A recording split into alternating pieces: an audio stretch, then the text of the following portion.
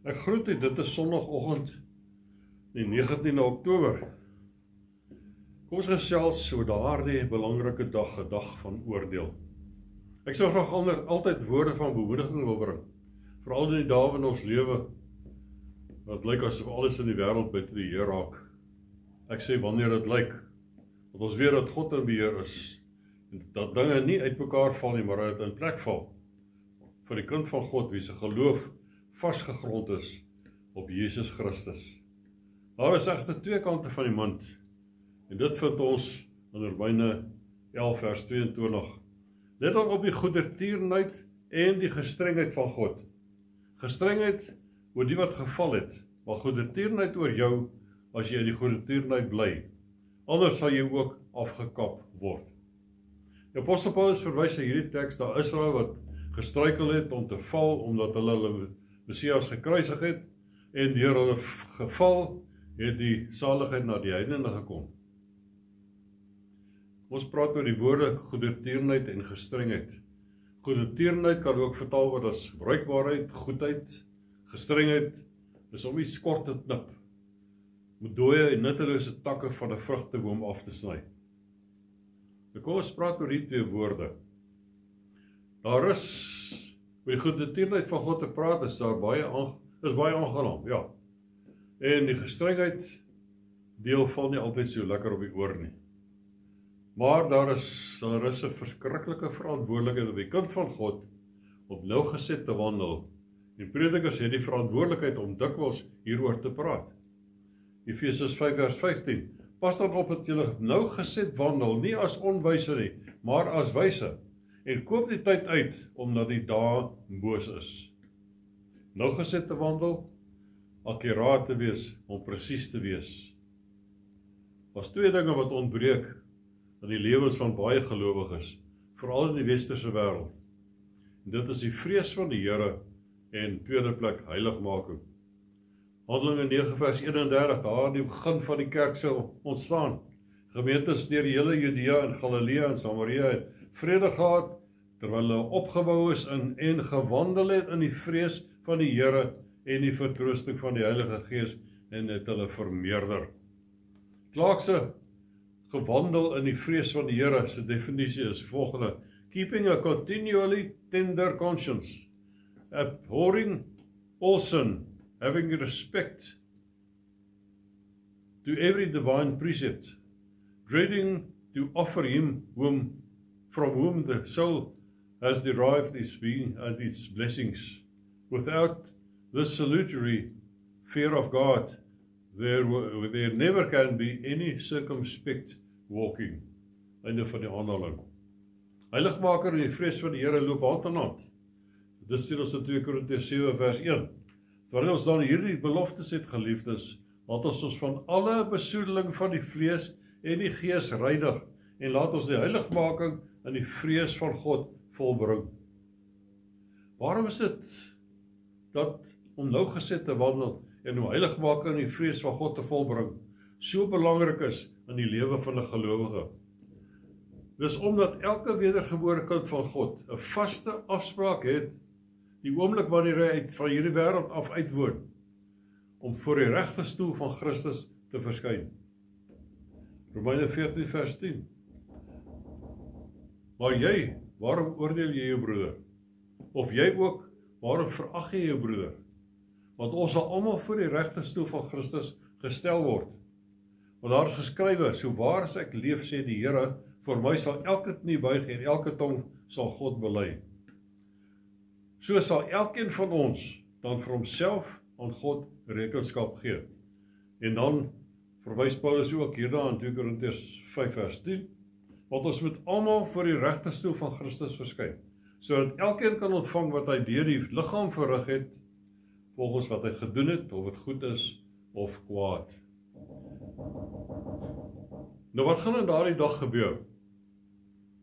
Ons lees dit in 1 Korintiërs 3 vers 11. Want niemand kan 'n ander fundament lê as wat daar gelê is nie. Dit is Jesus Christus. En as iemand op die fundament bou, goud, silwer, kosbare stede, hout, hooi, stoppels, elkeen se werk sal in die lig kom. Want die dag sal dit aanwys, omdat dit deur vuur openbaar gemaak word en die vuur sal elkeen se werk op die proef stel hoe danig dit is. As iemand se werk bly staan, sal hy wat hy daarop gebou het, sal hy loon ontvang. As iemand se werk verbrand word, sal hy skade ly, alhoewel hy self gered sal word, maar deur vuur heen. Ek dink dit gaan die wees, sê die tergende, verskriklikste ontmoeting wees vir die gelowige daardie dag. Ons hoor so dikwels mense sê dat daardie dag vir God so vra, dit vra, dat vra.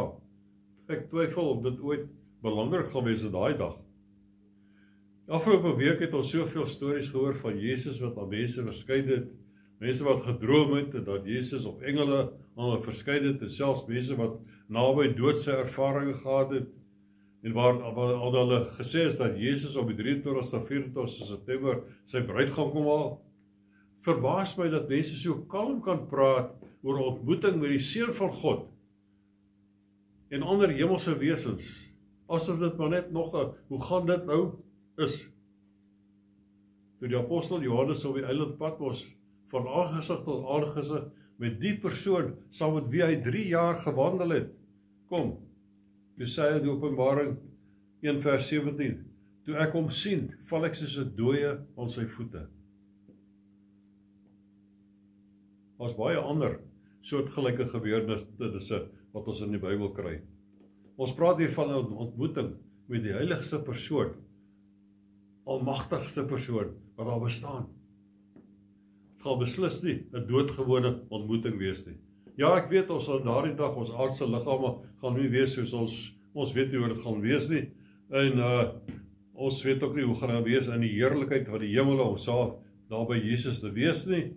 Ek weet nie waarom Jesus se beoordeling gaan berus wanneer ons voor sy troon gaan verskyn om loon te ontvang nie, maar ons kan 'n idee vorm uit gelykenisse wat hy vir ons vertel het. Daarvan kry ons in Matteus 24 vers 45, wees dan die getroue en verstandige diensknegt vir wie sy Heer oor sy diensvolk aangestel het, om hulle voedsel op tyd te gee.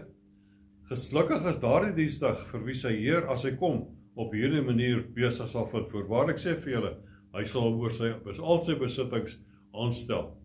Dis die goedertierenheid van God.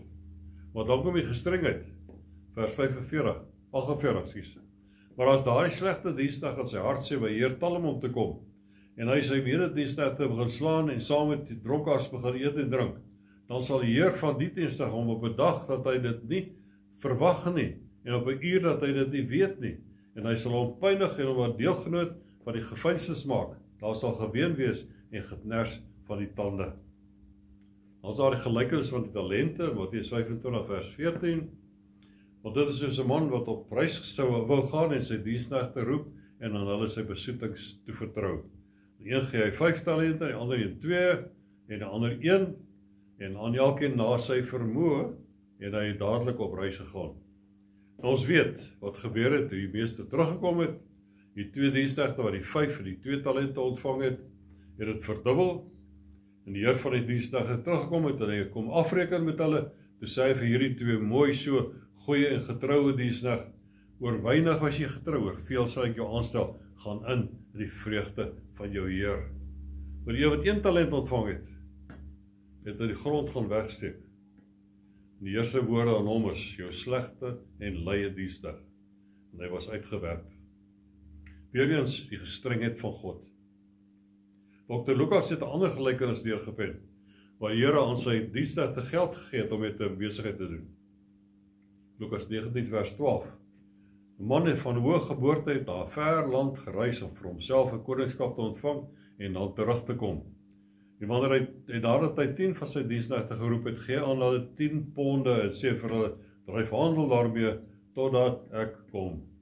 So ons vind hierdie gelykenis in Lukas 19 vers 11 tot 27. Hierdie 3 gelykenisse hou nie heeltemal verband met die regterstoel oordeel van Christus nie, maar hy beklemtoon die goedertierenheid en gestrengheid van die oordeele van die Seun van God.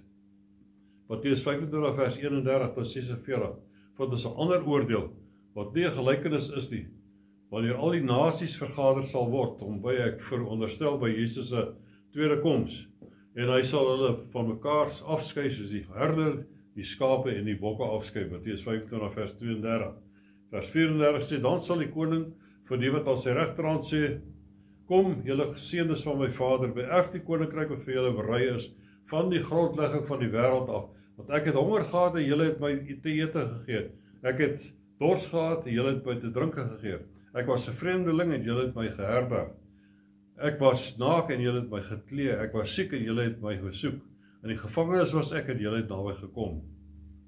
Nou die vraag van hulle, wanneer het ons hierdie dinge gedoen?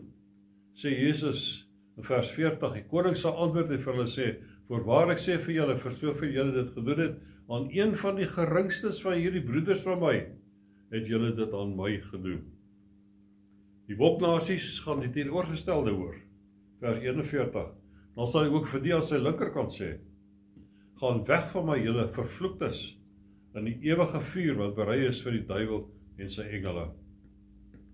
Die rede vir hulle veroordeling, vers 45, dan sal hy hulle antwoord en sê, voorwaar ek sê vir julle, vir sover julle dit nie gedoen het aan een van hierdie geringstes nie, het julle dit ook nie aan my gedoen nie. En hulle sal weggaan in die ewige straf, want die regverdig is in die ewige lewe.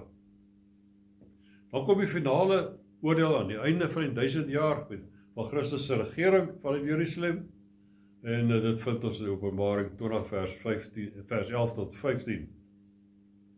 Ek gaan nie nou daaroor praat nie, dis 'n ander storie. Maar ons is op ons wedloop, lewenswedloop, en die wenpaal is in sig, nie ver nie. Waar staan jy in jou verhouding by die dag van die oordeel wat voor jou lê? Sal jou werke wat jy op die fondasie Jesus Christus gebou het bystaan, of gaan dit verbrand word? Neem hierdie vraag baie ernstig op, en mag die Here u seën. Amen.